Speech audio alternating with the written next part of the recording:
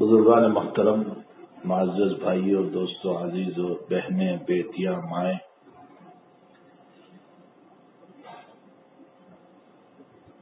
ہم کئی دن سے بلکہ مہینوں سے سنتے چلے آ رہے ہیں کہ موت کا ایک لمبا سلسلہ چل رہا ہے۔ دل پر الم، تکلیف، بے چینی، لوگوں کے حالات کو سن کر کے انتہائی درجہ پریشانی ہوتی ہے۔ یقیناً اللہ تعالیٰ کا ایک نظام ہے کہ اللہ تعالیٰ نے اس کائنات کو موت و حیات کا ایک مرکز بنایا ہے۔ اس میں موت بھی ہے، حیات بھی ہے۔ انسان زندہ ہوتا ہے، مرتا بھی ہے۔ بقا کسی کو نہیں ہے، نہ انسان کو، نہ حیوان کو، نہ چرند و پرند کو، کسی چیز کو بقا نہیں۔ ہر ذی روح کو موت بہرحال لازمی ہے۔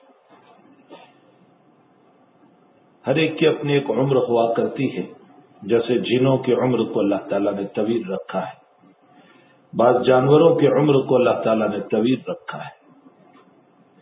انسان کی عمر مختصر ہے، کسی زمانے میں انسان کی عمر بھی طویل ہوا کرتی تھی۔ حضرت نوح علیہ السلام کی عمر 950 سال کی ہوئی۔ ابراہیم علیہ السلام کی عمر 100 سے زائد سال کی ہوئی، اور بے شمار انبیاء کرام علیہ الصلوۃ والتسلیم ہیں کہ جن کی عمر بہت زیادہ تھی، اور قوم ہود، قوم سمود، حق تعالیٰ نے ان کو بڑے لمبے قد کے بنائے تھے، ان کی عمریں بھی ہوتی تھی، لیکن موت ان کے ساتھ بھی رہی۔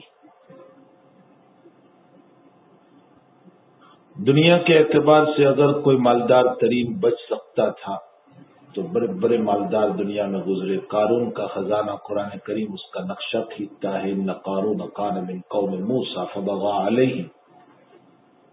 کون تھا قارون؟ بعض مفسرین نے لکھا ہے کہ موسیٰ علیہ السلام کا چچا زاد بھائی تھا، بعضوں نے کہا کہ خالہ زاد بھائی تھا، بعضوں نے کہا کہ ان کی قوم کا تھا۔ جو بھی ہو، بہرحال قرآن اس کا تذکرہ کر رہا ہے کہ اس کی دولت اور مالداری کا عالم یہ تھا کہ خزانوں کو اٹھانے کے لیے نہیں، چابیوں کو اٹھانے کے لیے جماعت کی ضرورت تھی۔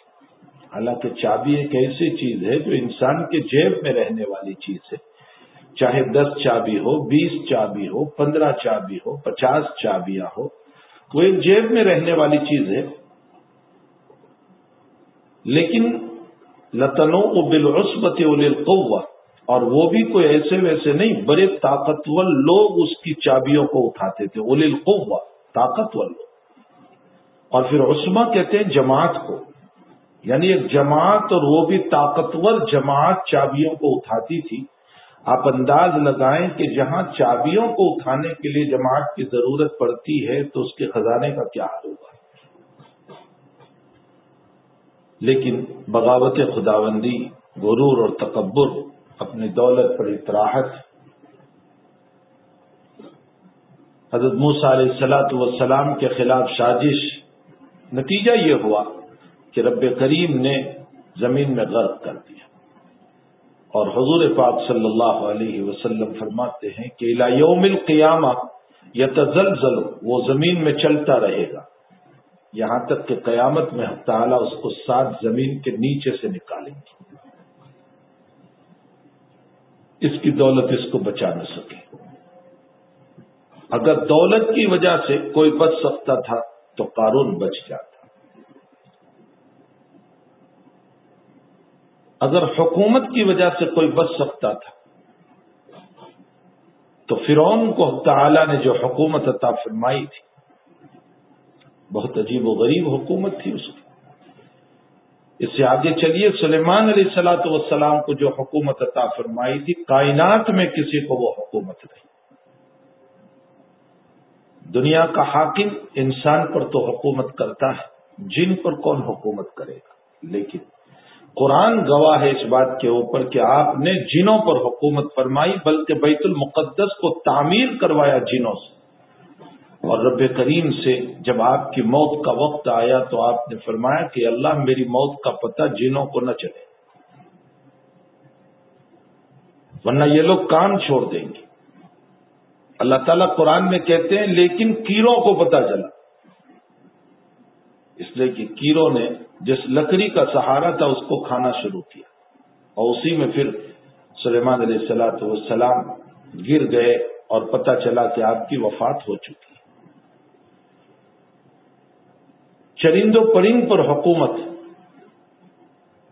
حتیٰ کہ ان کی زبان جاننا، ان کی حاضری لینا، ان کو بلانا۔ آپ کا گزر ہو رہا ہے اور چوتیا آپس میں گفتگو کر رہے ہیں اور آپ سن رہے ہیں۔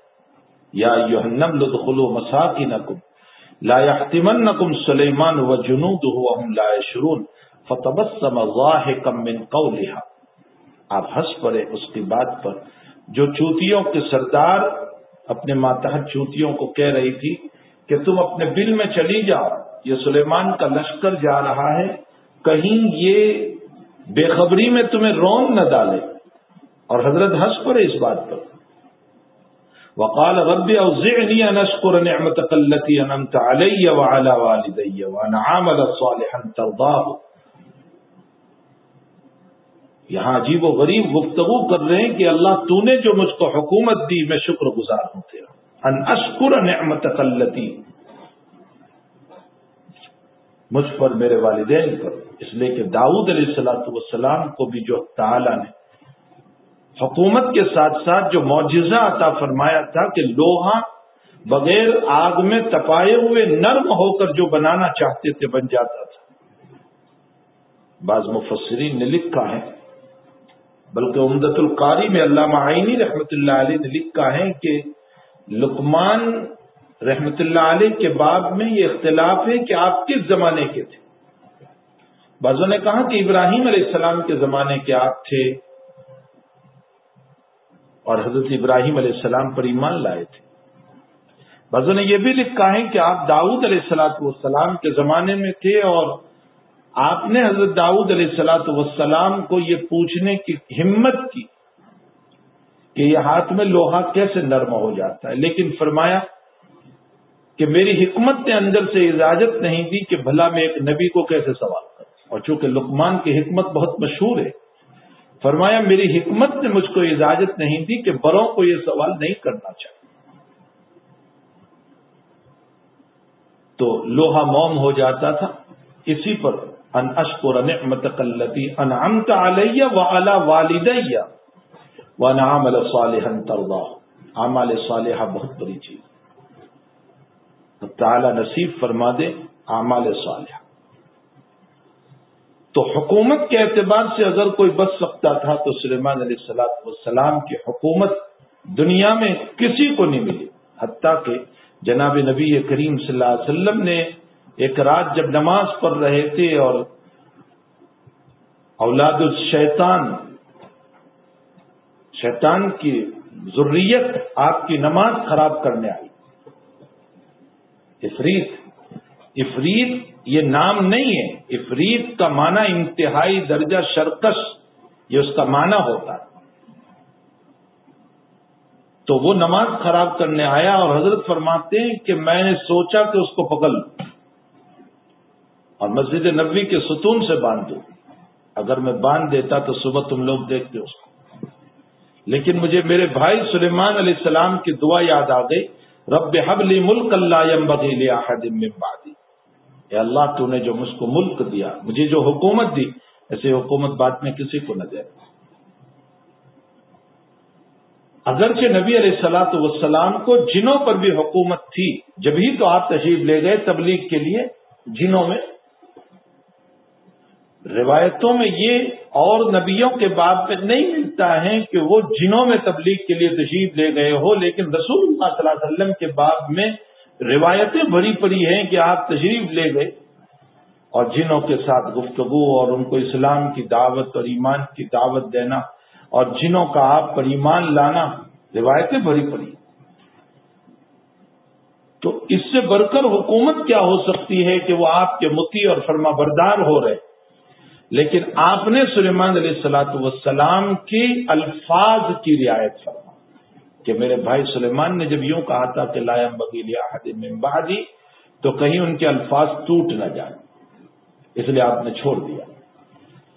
تو حکومت کے اعتبار سے اگر کوئی بچ سکتا تھا تو سلیمان علیہ السلام بچ سکتے تھے، لیکن وہ بھی دنیا سے تشریف ہو گئے۔ صحت کے اعتبار سے اگر کسی کو موت کا جھٹکا نہ آتا تو فرعون کو نہ آتا۔ زندگی پوری ہو گئی کہ فرعون کو 400 سال کے عمر میں کبھی درد سر نہیں ہوا، اور بیماریاں تو بہت دور کی بات، درد سر نہیں ہوا۔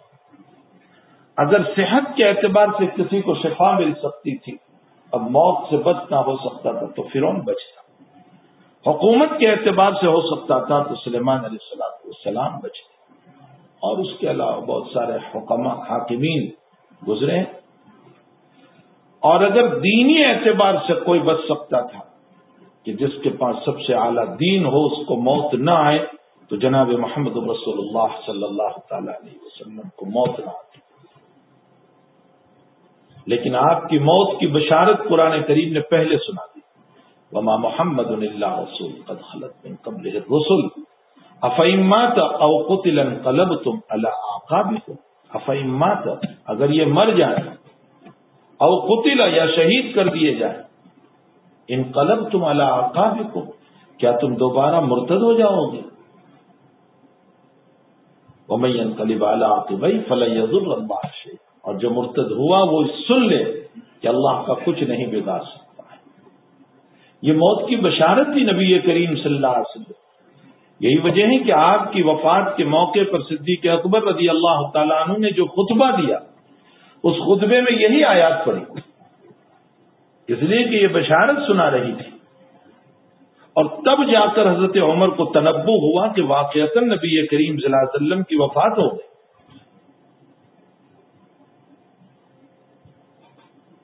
اور صحابہ میں ایک ہلچل مچی اور یوں کہنے لگے کہ ایسا لگتا تھا کہ یہ آیت ابو بکر پر اتری، حالانکہ ابو بکر پر نہیں اتری، یہ تو جناب رسول اللہ صلی اللہ علیہ وسلم پر اتری، لیکن کسی کی توجہ اس آیت کی طرف نہیں گئی۔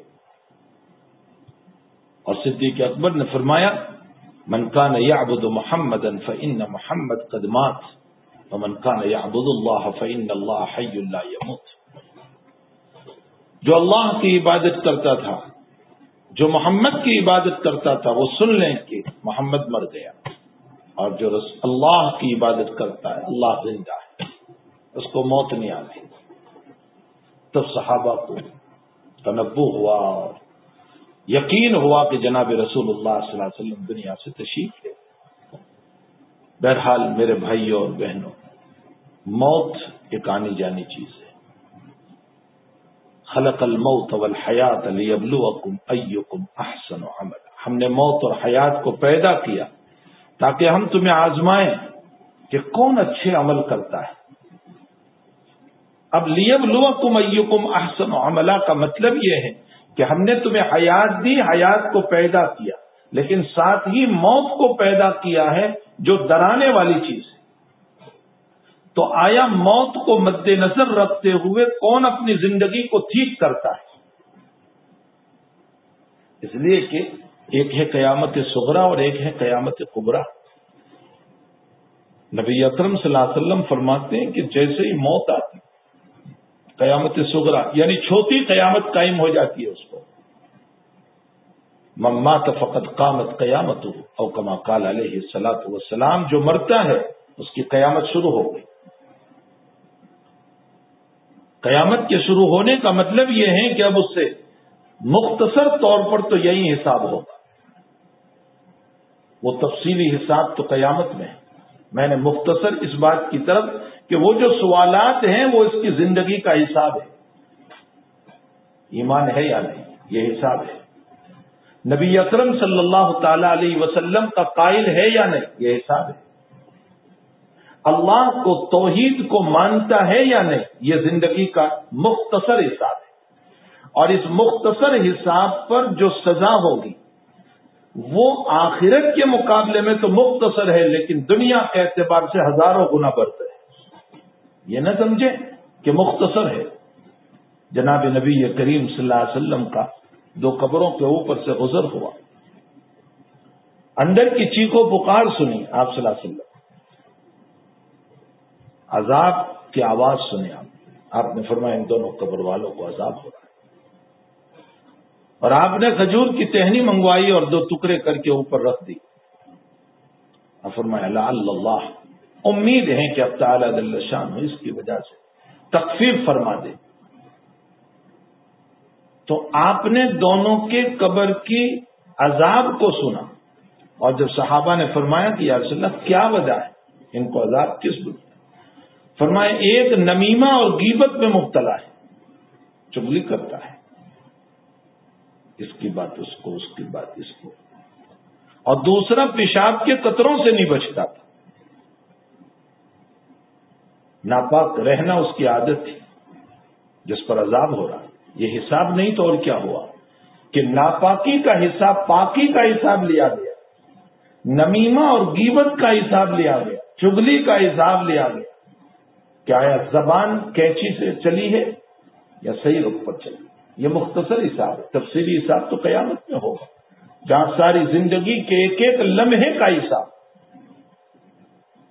کہ یہ منٹ اور یہ سیکنڈ اور یہ گھنٹہ اور یہ دن اور یہ رات کہاں گزارے، کس عالم میں تم نے گزارے، یہ تو قیامت کے مسائل ہے، تفصیلی حساب۔ جناب رسول اللہ صلی اللہ علیہ وسلم فرماتے ہیں کہ انسان جب مرتا ہے مات فقط قامت قیامت ہو، اس کی قیامت قائم ہو گئی، اس کا مختصر حساب شروع ہو گیا۔ تو میرے بھائیوں میری بہنوں، اللہ تعالیٰ نے موت و حیات کو اس لیے پیدا کیا تاکہ انسان کو آزمائے کہ کون موت سے عبرت لے کر، مرنے والوں سے عبرت لے کر، کفن پہنانے سے عبرت لے کر، غسل دے کر عبرت لے کر اپنی زندگی کو ٹھیک کرتا ہے اور اعمال صالحہ کرتا ہے، اور کون بے تقی اور عبرت نہ لے کر وہی اپنی منمانی زندگی گزارتا ہے۔ جنازہ اٹھایا لیکن دل پر احساس نہیں،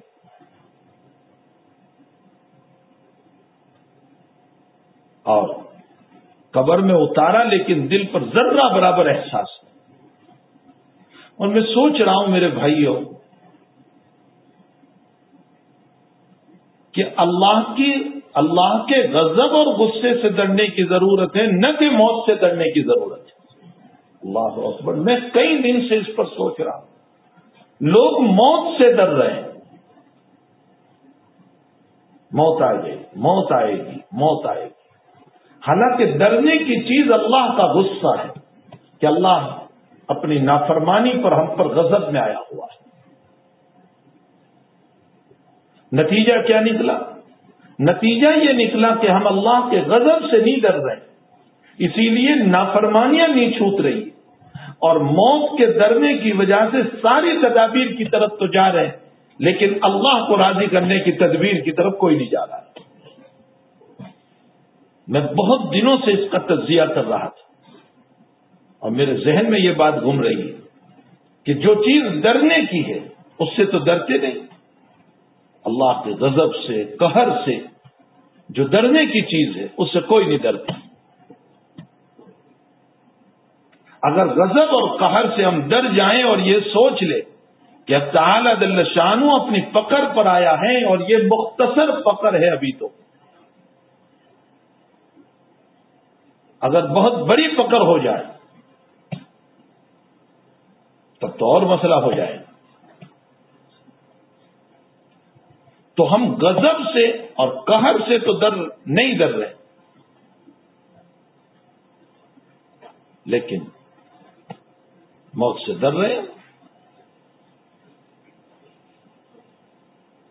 جو موت تو اپنی جگہ مسلم ہے،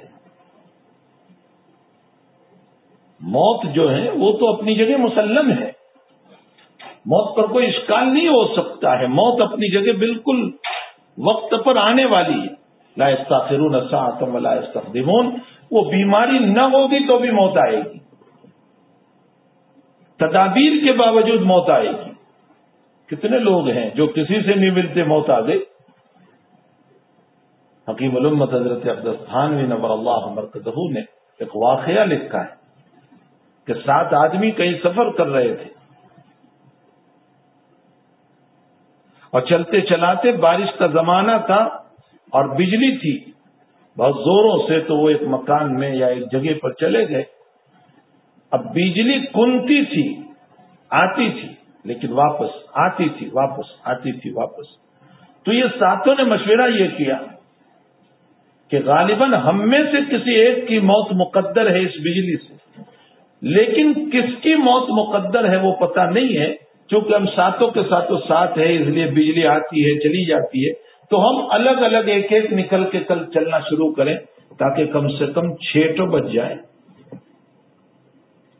ایک چلا اور بجلی نے نہیں جلایا، اور دوسرا چلا اور بجلی نے نہیں جلایا، 6 نکل گئے، ایک رہا۔ لوگ کہنے لگے اب تو نکل، وہ سوچنے لگا کہ یہ 6 پر بجلی نہیں گری تو لامحالہ مجھ ہی پر ہے اب تو۔ وہ بالکل ڈر کے مارے نکل نہیں رہا تھا اور مارے خوف کے پریشان تھا، اور وہ نکل بالکل سوچ رہا تھا کہ اب میں ہی یقینی طور پر ہوں۔ لوگوں نے دھکا دے کر کے اس کو نکالا۔ یہ انسان ابھی چلنے ہی لگا تھا کہ ان 6 کو جو پہلے جا رہے تھے ان کو یہ ہوا کہ یہی ہے جس کے اوپر بجلی گرنے والی ہے، تو اب ہم واپس چلے جائیں تاکہ اس کے ساتھ ہم بھی نہ جل جائیں۔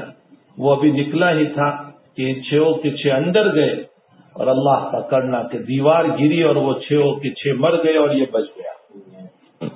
موت اپنی جگہ برحق ہے، ضروری نہیں ہے کہ بیماری ہی کی وجہ سے موت آئے گی یا ملنے ہی کی وجہ سے موت آئے گی، یا یہ ہے کہ بہت سے ڈاکٹرز ہیں اس وقت جو کسی سے نہیں ملتے۔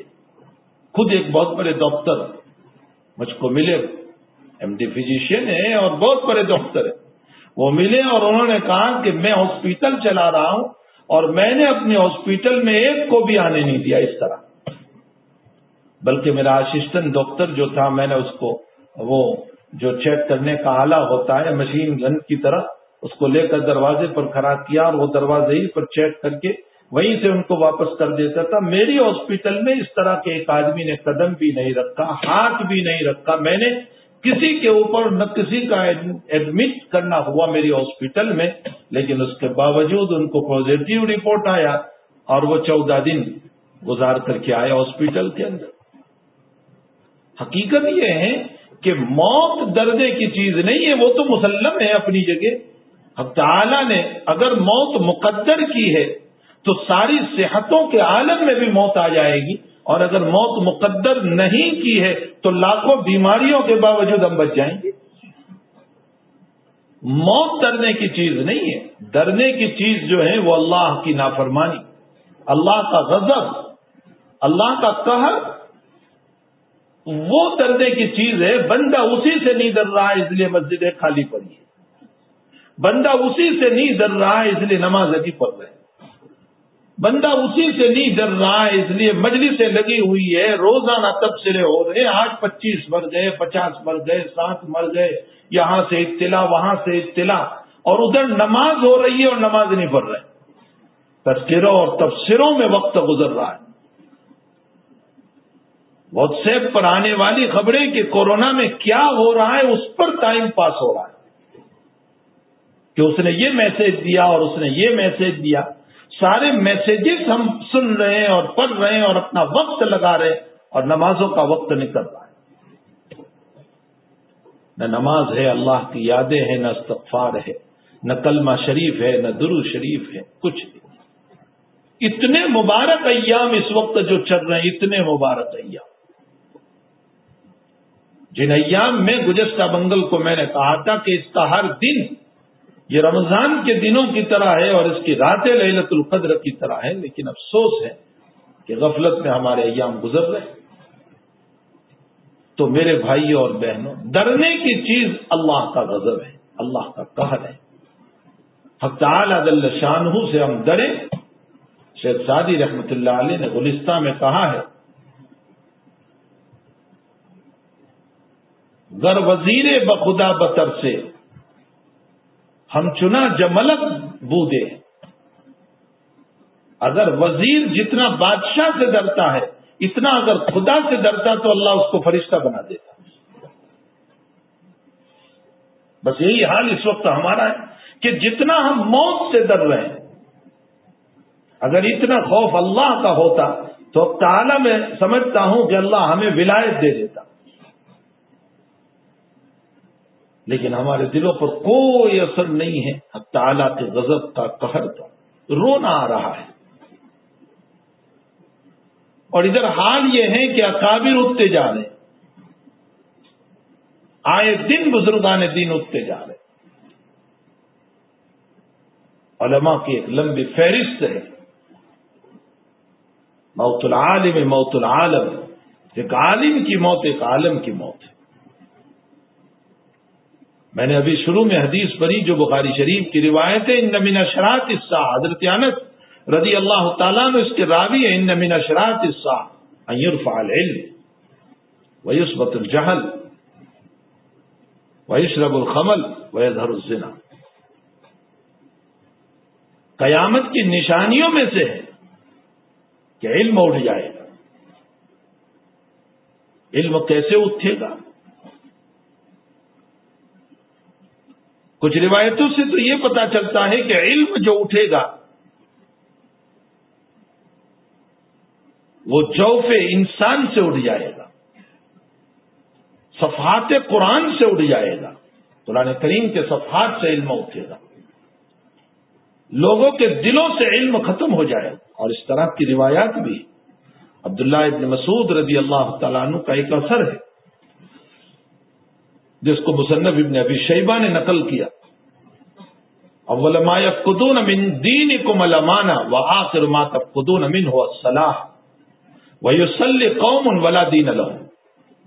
عبداللہ ابن مسعود رضی اللہ تعالیٰ عنہ فرماتے ہیں جب قیامت کی نشانیاں شروع ہوگی تو سب سے پہلے جو چیز ختم ہوگی امت کے اندر سے وہ امانت ہے. یہاں امانت بمانا وہ امانت نہیں جو ہمارے عرف میں مال کو رکھ کر کے لوگ خیانت کرتے، یہ تو جز ہے، تو جزی مسئلہ. یہاں امانت بمانا وہ امانت ہے جس کو قرآن نے امانت کہا، ان عرضنا الامانۃ علی السماوات والارض والجبال. دین شریعت مراد ہے. لوگوں کے دلوں سے شریعت غائب ہو جائے. حتیٰ کہ مسلم شریف کتاب الایمان کی روایت ہے کہ نبی علیہ الصلوۃ والسلام اس بات کو بیان فرما رہے تھے، اور بیان فرماتے فرماتے حضرت حذیفہ رضی اللہ تعالیٰ عنہ فرماتے ہیں کہ آپ نے کنکر لیا اور اپنے پاؤں پر لڑکھڑا، پاؤں پر ڈالا اور لڑکا کر آپ نے پاؤں پر اشارہ کر کے فرمایا کہ جیسے یہ کنکر گرا اسی طرح آگ کا انگار جب پاؤں پر گرے تو ایک آبلہ ہو جاتا ہے، ایک فورا ہو جاتا ہے. کیسی مثال دے کر آپ شاسم سمجھا. فرمایا کہ اس آبلے کو دباؤ تو ایک اچھا سا لگتا ہے، لیکن سوراخ کرو تو گندے پانی کے علاوہ کچھ نہیں. نبی علیہ السلام فرماتے ہیں کہ دور سے لوگ اچھے معلوم ہوں گے، لیکن جب معاملہ کرو گے تو اس سے زیادہ گندا کوئی نہیں ہوگا. اور حضرت فرماتے ہیں کہ شور ہوگا، ماں عقل، بڑا عقل مند ہے، بڑا امین ہے، لیکن جب تجربہ کریں گے تو سوائے گندگی کے کچھ نہیں ہوگا. امت کا سب سے پہلا سرمایہ جو امت میں سے ضائع ہوگا وہ یہ، اور امت کا آخری سرمایہ جو امت کے اندر سے ضائع ہوگا، یہ مصنف ابن ابی شیبہ میں حضرت عبداللہ ابن مسعود رضی اللہ تعالیٰ عنہ کا اثر صحیح سند کے ساتھ ہے. فرمایا کہ آخری جو اس امت کے اندر سے سرمایہ ضائع ہوگا وہ ہے الصلاح، نماز. امت نماز چھوڑ دے گی، اور اگر پڑھیں گے بھی تو اس کا حال یہ ہوگا کہ وَيُصَلِّ قَوْمٌ وَلَا دِينَ لَهُمْ. نماز پڑھے گی لیکن دل میں اخلاص کچھ نہیں ہوگا، شریعت نام کی کوئی چیز ہی نہیں ہوگی. پھر آگے فرماتے وَإِنَّ هَذَا الْقُرْآنَ الَّذِي بَيْنَ أَظْهُرِكُمْ قَدْ نَزَعَ مِنْكُمْ. یہ جو قرآن ہے تمہارے اندر، یہ قرآن ختم ہو جائے، نکال لیا جائے. تو شاگردوں نے سوال کیا کہ قلوب سے کیسے قرآن، ہم تو حافظ ہیں، قلب سے قرآن کیسے جا سکتا ہے؟ صفحات سے قرآن کیسے جا سکتا ہے؟ حضرت نے فرمایا قرآن کی آیت نہیں پڑھتے وَلَئِن شِئْنَا لَنَذْهَبَنَّ بِالَّذِي أَوْحَيْنَا إِلَيْكَ ثُمَّ لَا تَجِدُ لَكَ عَلَيْنَا وَكِيلًا، اگر ہم چاہیں لَنَذْهَبَنَّ بِالَّذِي، ہم لے لیں اس وحی کو جو ہم نے آپ پر کی. پیغمبر کو یہ بات کہہ رہے ہیں اللہ تعالیٰ، تو اللہ تعالیٰ ہمارے سینوں سے قرآن لے لے گا، علم لے لے گا. ایک شکل تو یہ ہو. اسی لیے حضرت حذیفہ رضی اللہ تعالیٰ عنہ کی اسی طرح کی اسی مضمون کی روایت امام طبرانی رحمۃ اللہ علیہ نے نقل فرمائی. ابن ماجہ میں حضرت عبداللہ ابن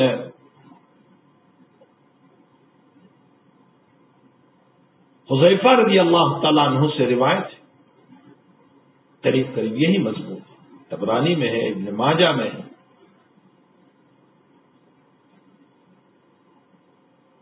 تو یہ روایات تو یہ بتا رہی ہے کہ اس کا مطلب سینے سے علوم ختم ہو جائیں گے.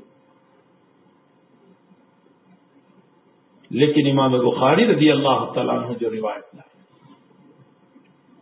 عبداللہ ابن عمرو بن العاص رضی اللہ تعالیٰ عنہ فرماتے ہیں قال رسول اللہ صلی اللہ علیہ وسلم ان اللہ لا يقبض العلم انتزاعا ينتزعه من العباد ولكن يقبض بقبض العلماء حتى اذا لم يبق عالما اتخذ الناس رؤوسا جهالا فسئلوا فافتوا بغیر علم فضلوا واضلوا. نبی اکرم صلی اللہ علیہ وسلم فرماتے اللہ تعالیٰ ایک دم سے علم نہیں اٹھائے گا لوگوں کے سینے سے، ولیکن یقبض بقبض العلماء، لیکن اللہ تعالیٰ علماء کو اٹھا لے اور ان کے علوم ان کے ساتھ چلے جائیں گے، اور ان کے بعد وہ حاملین نہیں ہوں گے جو ان کے علوم کو لینے والے ہوں، پھیلانے والے ہوں، اشاعت کرنے والے. ظاہر سی بات ہے کہ ان کے علوم ان کے سینے کے ساتھ چلے گئے. نتیجہ یہ ہوگا کہ جب امت میں علماء نہیں رہیں گے لم یبق عالما، تو اتخذ الناس رؤوسا جہالا، جاہل قسم کے لوگوں کو لوگ اپنا پیشوا اور رہبر بنائیں گے اور ان سے مسئلے پوچھے جائیں گے اور وہ فتوے دیں گے بغیر علم، علم تو ہوگا نہیں. فضلوا واضلوا، خود بھی گمراہ اور امت کو بھی گمراہ کریں گے. آج کبار علماء دنیا سے اٹھتے جا رہے ہیں. ایک فہرست ہے آپ دیکھیے، حضرت مفتی سعید صاحب رحمۃ اللہ علیہ علم کا ایک پہاڑ تھا جو دنیا سے تشریف لے گئے. ان کے علاوہ بھی ایک لمبی فہرست ہے حضرات علماء کی یا کابر کی. ابھی کل ہی استاد محترم حضرت مولانا شبیر صاحب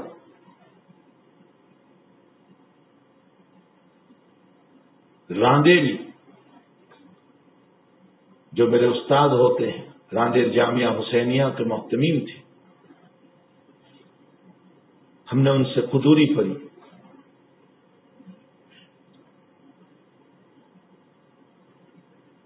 راندیر کے اساتذہ میں یہ ایک آخری استاد تھے جو اللہ کے پیارے ہو گئے. میری زندگی کے بننے میں، صفحات زندگی میں ایک صفحہ حضرت مولانا شبیر صاحب، ان کی تربیت کا ایک عجیب مزاج تھا. وہ کتب بینی کا شوق دلاتے تھے، خود کتابیں لا کر طلبا کو دیتے تھے، اور بہت سادہ زندگی گزار کر چلے گئے. بہت سادہ زندگی، نہ شہرت رہی نہ طالب شہرت رہے، گمنامی کی زندگی گزاری. اخلاص، اخلاق، مروت یہ ہو بہو نقش قدم پر تھے اپنے والد محترم حضرت مولانا سعید صاحب بزرگ راندیری رحمت اللہ علیہ کی. ان کی زندگی بھی تربیت طلبہ میں اسی طرح کی تھی.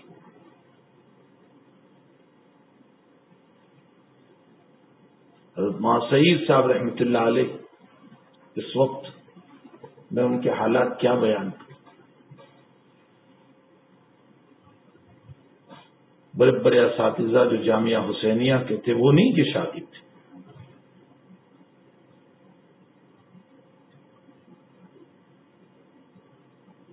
لیکن باوجود کہ وہ اپنے طلبہ تھے، جب مدرس بنے تو ان کے ساتھ مدرسانہ معاملہ، نہ کہ طالب علمانہ معاملہ، اس لیے کہ انزل الناس علی قدر منازلی، ہر ایک کا ایک مقام ہوتا ہے۔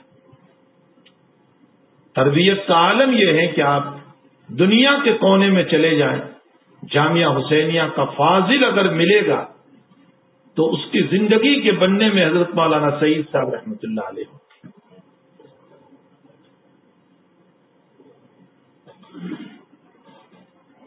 جس میں ذوق دیکھا اذان کا اس کو اذان سکھائی، جس میں ذوق دیکھا تقریر کا اس کو مقرر بنایا، جس میں ذوق دیکھا تفسیر کا اس کو مفسر بنایا، اور جس میں ذوق دیکھا حدیث کا اس کو محدث بنایا، اور جس کو بھی ذوق دیکھا مسئلے مسائل اور فقہ کا اس کو مفتی بنایا،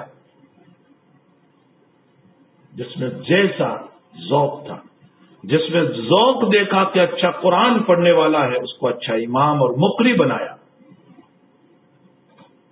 اور اپنے خرچے سے دور دور کے مدارس میں پڑھنے کے لیے بھیجا۔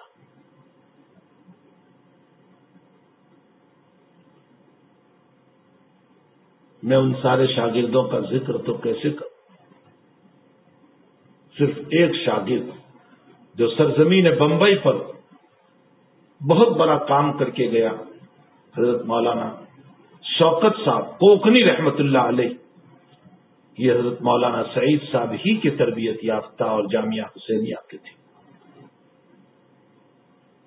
ایسے آفتاب و مہتاب اور چمکتے ہوئے ستارے بے شمار ہیں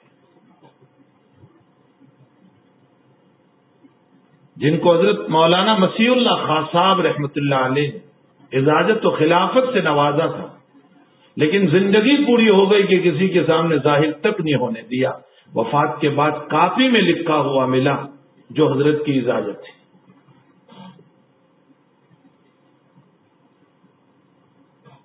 حضرت مولانا سعید، حضرت مولانا شبیر صاحب رحمۃ اللہ علیہ اپنے باپ کے، اپنے والد کے نقش قدم پر تھے، اور اہتمام بھی اسی طرح چلایا۔ حضرت مولانا اسماعیل صاحب موتا ملا رحمۃ اللہ علیہ اللہ کے پیارے ہو گئے، جن کا اہتمام انتہائی درجہ مخلصانہ، عاجزانہ، مربیانہ، جن کی سرپرستی میں ہم نے پڑھا، جن کی زیر نگرانی ہم نے پڑھا۔ www.attableek.org جن کے اہتمام نے جامعہ حسینیہ کو بام عروج پر پہنچایا تھا، اس کے ساتھ ساتھ حضرت مفتی اسماعیل صاحب واری والا رحمۃ اللہ علیہ، جن کے آغوش تربیت نے ہمیں دو لفظ سیکھنے کا موقع دیا۔ ان بزرگوں کے جانے کے بعد جامعہ حسینیہ کو ایسی شخصیت کی ضرورت تھی جو مدرسے کو اچھی طرح سنبھالے۔ حق تعالی نے حضرت مولانا شبیر محمود صاحب رحمۃ اللہ علیہ کا انتخاب فرمایا۔ آپ کچھ وقت سے علیر چل رہے تھے، پاؤں کی شدید تکلیف تھی، دل کا بھی دورہ پڑا تھا جس کی وجہ سے آپریشن ہوا تھا۔ اس وقت ان بیماریوں میں چل رہے تھے، اور گزشتہ کل رات 3:30 بجے اللہ کے پیارے ہو گئے۔ مجھے جیسے ہی اطلاع ملی ذہن میں ایک بات گھوم گئی۔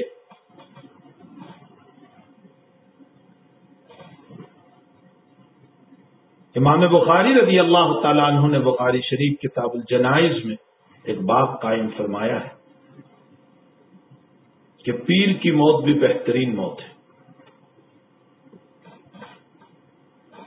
اس لیے کہ نبی اکرم صلی اللہ علیہ وسلم کی وفات پیر کو ہوئی تھی، اور یہ متفق علیہ روایت ہے۔ اور اسی اتباع سنت میں صدیق اکبر رضی اللہ تعالی عنہ نے بھی اپنی موت کو پیر کے دن مانگا تھا. اور امام بخاری نے اس روایت کو نقل فرمایا کہ صدیق اکبر رضی اللہ تعالیٰ عنہ نے اپنی موت پیر کو مانگی تھی. یہ اور بات ہے کہ پیر کی شام میں صدیق کی وفات ہوئی اور منگل کی رات میں تدفین ہوئی، لیکن صدیق اکبر رضی اللہ تعالیٰ عنہ نے پیر کی موت مانگی. امام بخاری نے اسے ثابت فرمایا کہ پیر کی موت بھی مبارک ہے. اللہ تعالیٰ نے اس مخلص کو پیر کا دن نصیب فرمایا. امید کرتے ہیں کہ اللہ تعالیٰ اس اتباع سنت و اتباع نبوی میں تعالیٰ جل شان کو آپ کی مغفرت فرمائے، آپ کے درجات بلند فرمائے. بہرحال حضرت مولانا نے شادی نہیں کی تھی، قطب بینی میں زندگی گزاری، اور جب سے اہتمام آیا جامعہ کی فکریں لے کر چلے. اب اس وقت جامعہ کو پھر ضرورت پڑی ہے. اللہ کرے کہ حضرت مولانا اسماعیل صاحب ملا رحمت اللہ علیہ کے خاندان میں جو نوجوان علماء اور حضرت مولانا سعید صاحب رحمت اللہ علیہ کی اولاد میں جو نوجوان جن سے امید کی جاتی ہے کہ انشاءاللہ تعالی یہ لوگ آپس میں مل کر 100 سال سے زائد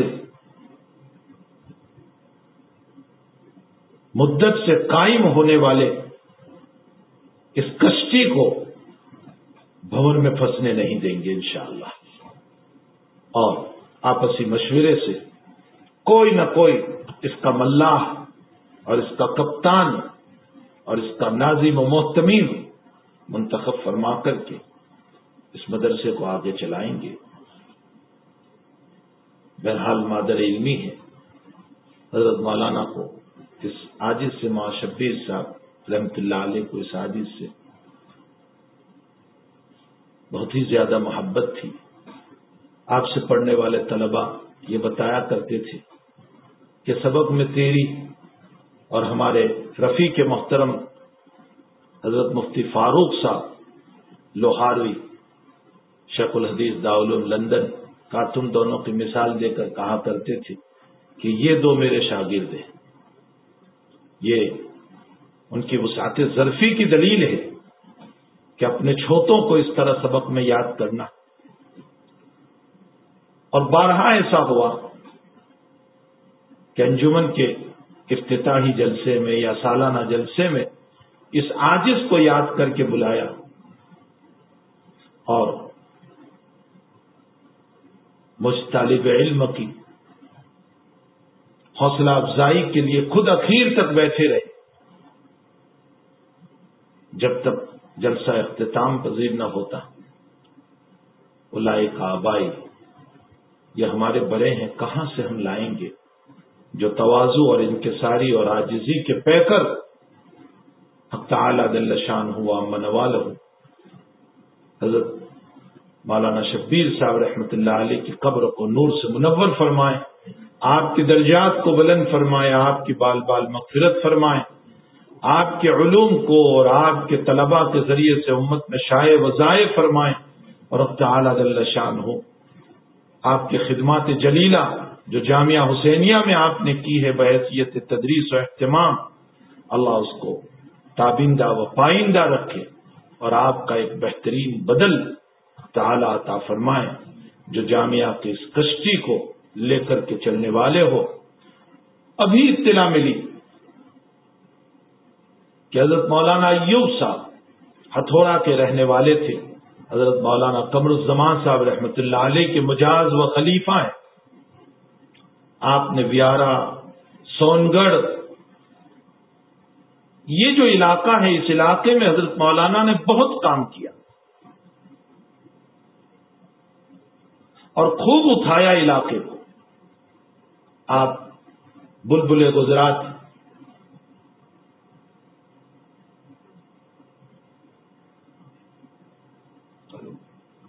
میرے ذہن میں بات نکل گئی. اس لیے میں یہی چھوڑ دیتا ہوں کہ آپ داماد اس وقت میرے ذہن میں نہیں ہے، غالباً تو یہی ہے کہ حضرت مولانا احمد اللہ صاحب، پھر بھی میں بلبل گجرات حضرت مولانا احمد اللہ صاحب رحمۃ اللہ علیہ جو جامعہ حسینیہ کے شیخ الحدیث تھے اور گجرات پر انتہائی درجہ جن کے احسانات ہیں، جو قاطع بدعت کہے جاتے تھے، ہمارے اکابر میں سے، ہمارے بڑوں میں سے، ایک لمبی مدت تک جامعہ حسینیہ میں جنہوں نے بخاری شریف اور جلالین شریف پڑھائی، ان کے داماد ہیں، حق تعالی آپ کی قبر کو بھی نور سے منور فرمائے، آپ کے درجات کو بھی بلند فرمائے۔ یہ علماء اٹھتے جا رہے ہیں، ایک فہرست ہے علماء کی، میں واقعتاً مجھ میں سکت نہیں تھی آج اس طرح سن کر کے، ہمت نہیں تھی کہ میں کچھ بولوں، دل و دماغ پر ہمارے ان بزرگوں کی موت سوار تھی، اور میں یہ سوچ رہا تھا کہ کہیں ایسا تو نہیں ہے کہ ان من اشراط الساعہ یہ علماء کا اٹھنا ہے، اور پھر بعض روایتوں میں ہے کہ حفالتن کا حفالت الناس، بوسی رہ جائے گی، اور حدیث میں ہے کہ اللہ کو پھر پرواہ نہیں ہوگی۔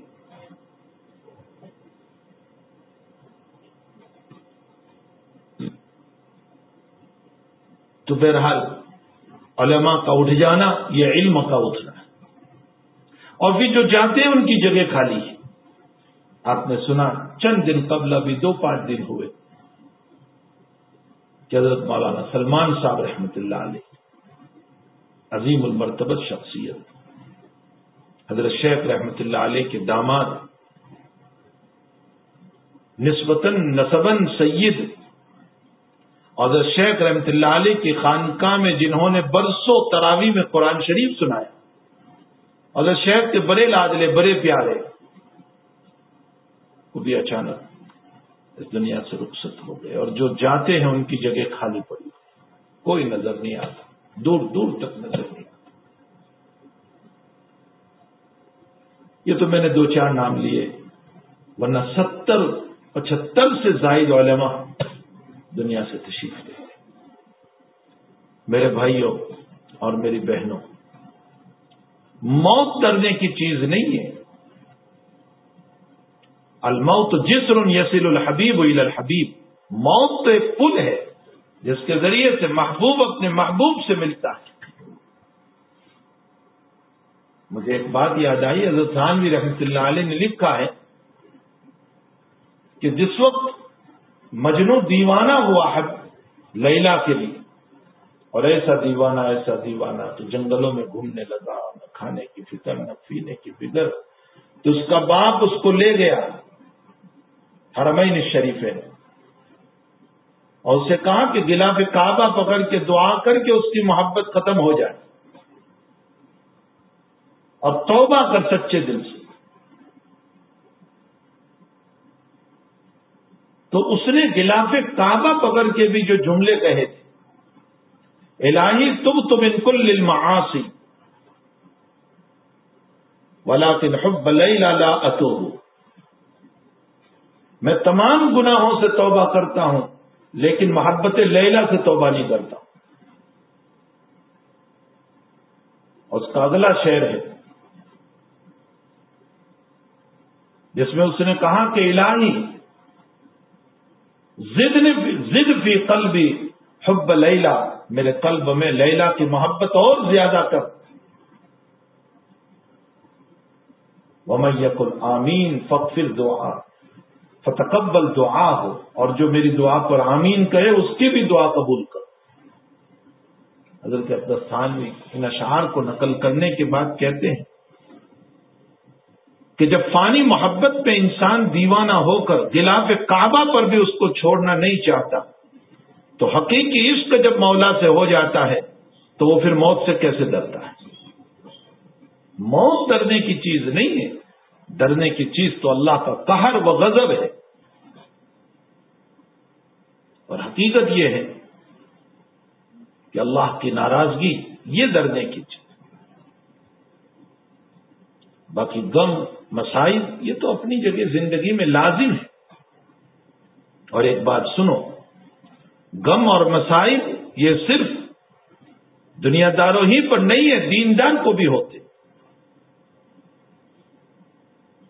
ہمارے بزرگوں کا ایک جملہ ہے، اہل اللہ کو علم تو ہوتا ہے، گتن نہیں ہوتا. علم تو ہے، مصائب اور تکلیفیں ہیں، لیکن ان کے دلوں میں بے چینی نہیں ہوتی، گتن نہیں ہوتا، پریشانی نہیں ہوتی.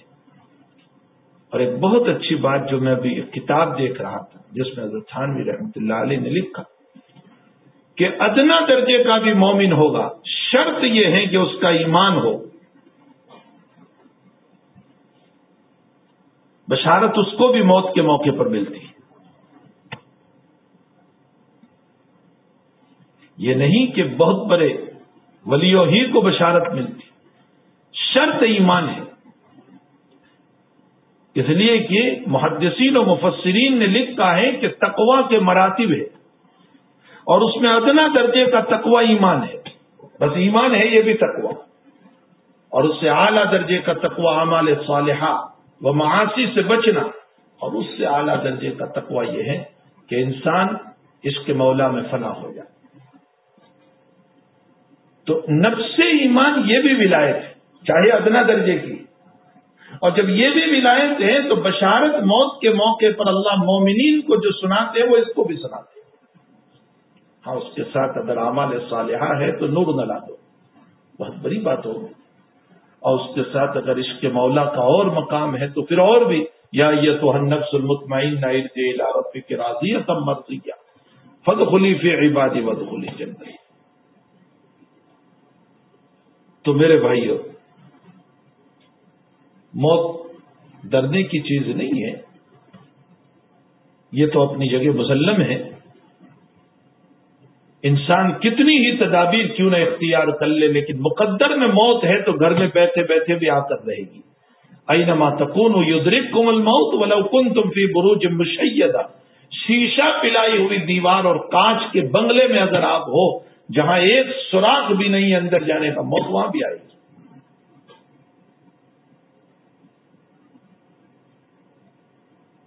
قاری فتح محمد صاحب رحمۃ اللہ علیہ کا نام سنا ہوگا، جو بہت بڑے مقری گزرے ہندوستان میں. ان کے ایک شاگرد کا واقعہ لکھا ہے کہ چھٹی ہوئی اور ان کے شاگرد بستر باندھ کر کے اب گھر جانے والے تھے. ان کا نام تھا مولانا انور صاحب، المقری انور. اتفاق ایسا ہوا کہ وہ تیاری کر رہے تھے، اور وہ زمانہ تھا جس زمانے میں ٹرین کا اتنا نظام، ٹرینیں تو تھی لیکن اتنا نظام نہیں. وہ گھر جانے کی تیاری کر رہے تھے اور طاعون کی بیماری چل پڑی، پلیگ چل پڑی. اور جب پلیگ چلا تو وہ بھی پکڑے گئے اس میں، پلیگ کی بیماری میں. تو کسی نے آپ کے سرہانے پر بیٹھ کر کے یوں کہا کہ حضرت افسوس کی بات ہے کہ گھر کی تمنائیں پوری نہ ہوئی اور آپ گھر نہ جا سکے. تو آپ کا جواب تھا، مجھے کوئی افسوس نہیں کہ میں اپنے گھر نہ جا سکا، مجھے خوشی ہے اس موقع پر کہ میں اپنے اللہ کی یادوں کے ساتھ مولا کے پاس جا رہا ہوں. عشق مولا کے کمز لیلا بود. دنیا کی فاسد محبت کے مقابلے میں اللہ کی محبت بہت بڑی چیز. نکل جائے دم تیرے قدموں کے نیچے، یہی دل کی آرزو، یہی دل کی حسرت، یہی آرزو ہے. بس اللہ کے قدموں میں ہماری جان نکلے. باقی موت تو اپنی جگہ میرے بھائیوں برحق ہے. اس لیے اکابر کی زندگی پڑھے، وہ موت سے نہیں ڈرتے تھے، وہ اللہ کی ناراضگی سے ڈرتے تھے کہ کہیں اللہ ناراض نہ ہو جائے، اس کی پکڑ نہ آ جائے، وہ ایمان سے محروم نہ کر دے، وہ توبہ سے محروم نہ کر دے، اور ہم بغیر توبہ کے کہیں نہ چلے جائیں. ڈرنے کی چیز یہ ہے. میں نے خاص طور پر آج کے اس مضمون کو اس لیے لیا کہ اس وقت جو حالات چل رہے ہیں، ان حالات میں سارے لوگ موت سے خائف بنے ہوئے ہیں، اللہ سے خائف کوئی نہیں بنا۔ یقیناً تدبیریں اپنی جگہ، ساری تدبیر اختیار کرو، لیکن تدابیر کے باوجود موت نہ آئے یہ کوئی ضروری نہیں ہے۔ ہمیں موت سے ڈرنا نہیں ہے، اللہ سے ڈرنا۔ اکابر کے حالات آپ پڑھو گے تو آپ کو پتہ چلے گا کہ موت کے موقع پر کوئی مسکراتا ہوا جا رہا ہے، کوئی ہنستا ہوا جا رہا ہے، کوئی کس انداز سے اللہ کے دربار میں جا رہا ہے، اور کوئی تو یہ کہتا ہوا جا رہا ہے کہ اگر تو نے میری زندگی کا خلاصہ جنت سے دیا تو مجھے قبول نہیں۔ کسی نے پوچھا یہ کیا کہہ رہے ہیں مرنے کے موقع پر؟ انہوں نے کہا اللہ مجھے جنت بتا رہا ہے، تو میں اللہ کو کہہ رہا ہوں کہ اگر میری زندگی کی عبادت کا نچوڑ اور عشق کا نچوڑ تو مجھے جنت دے رہا ہے تو مجھے منظور نہیں، میں نے تو تیری رضا کے لیے کیا ہے، تو رضا کا اعلان دے مجھے۔ یہ ہیں بزرگوں کے حالات۔ اب تعالیٰ جل شانہ و من والہ جتنے ہمارے مسلمان بھائی بہن دنیا سے رخصت ہوئے، اللہ ان سب کی قبروں کو نور سے منور فرمائے۔ امید ہے کہ اس بلا اور وبا میں شہادت کا مقام اللہ تعالیٰ ان کو عطا فرمائے، اور تعالیٰ سب کی قبروں کو نور سے منور فرمائے۔ ہمارے اکابر کی قبروں کو اللہ نور سے منور فرمائے، خصوصاً ہمارے استاد محترم مولانا شبیر صاحب رحمۃ اللہ علیہ کی قبر کو اللہ بال بال مغفرت فرمائے، اور جتنے بیچارے بیمار ہیں اللہ سب کو شفائے دائمہ مستمرہ عطا فرمائے، عافیت اور صحت عطا فرمائے۔ اور ایک بات جو روایتوں کی آئی تھی اس پر میں ذکر کرنا رہ گیا، ابتداءً تو علم اٹھے گا برفع العلماء، علماء کے اٹھ جانے سے، لیکن وہ جو روایات ہیں کہ جس میں جوف بدن سے اور صفحات قرآن سے، وہ اخیر میں ہوگا، یعنی پہلے تو علماء اٹھیں گے اور اخیر میں وہ بھی دور آئے گا کہ اللہ تعالیٰ قرآن کے صفحات سے علم کو اٹھا لے گا۔ تو دونوں روایتوں میں کوئی تعارض نہیں ہے۔ حق تعالیٰ جل شانہ ہمیں اپنے علماء کی قدردانی کی توفیق عطا فرمائے، اپنے علماء کے اکرام کی توفیق عطا فرمائے۔ میرے بھائیوں، علماء کا اکرام کرو، تعظیم کرو۔ دیکھو جنازے پر ضرورت انہی کی پڑتی ہے، نکاح میں ضرورت انہی کی پڑتی ہے، اور جگہ جگہ پر مسئلے مسائل کے لیے حضرت عبداللہ تھانوی نور اللہ مرقدہ نے ایک مرتبہ کسی بیان میں یوں فرمایا تھا کہ اچھا تم علماء کو حقیر سمجھتے ہو اور یہ کہتے ہو کہ بلا یہ کھانے والے اور یہ فلاں اور یہ فلاں۔ حضرت فرماتے ہیں چھوڑ دو تعاون کرنا اور مدارس کو مدد کرنا بند کر دو، سب چھوڑ دو اور علماء کو اپنے حال پر چھوڑ دو۔ علماء تو انشاءاللہ چھوٹی سی لاڑی یا دکان کھول کر بھی اپنی زندگی گزار لیں گے، لیکن یاد رکھو تمہیں مسئلہ بتانے والا کوئی نہیں ہوگا، تمہارے بچوں کو حافظ بنانے والا کوئی نہیں ہوگا، تمہارے بچوں کو عالم، دیندار، بااخلاق، شریف بنانے والا کوئی نہیں ہوگا، اور تم مارے مارے پھرو گے۔ تمہیں دنیا کی کالجوں سے دنیا کی تعلیم تو ملے گی، لیکن اخلاق اور عبادت خداوندی کا ذوق نہیں ملے گا۔ علماء کی قدر کریں، اکرام کریں علماء کا، اپنے دلوں کو علماء کے حسد اور بغض، عداوت اور نفرتوں سے پاک کریں۔ اور گنگوئی رحمت اللہ علیہ کا تو جملہ بہت مشہور ہے، بہت مشہور ہے کہ جنہوں نے توہین کی اپنے علماء کی، اللہ تعالیٰ قبر میں ان کا چہرہ قبلے کی طرف نہیں رہنے دیتا۔